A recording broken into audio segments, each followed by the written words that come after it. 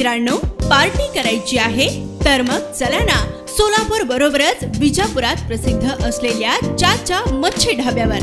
चाचा मच्छी ढाबा, विजापूर रोड, टाकळी, सोलापूर. संपर्क 9765 066 495.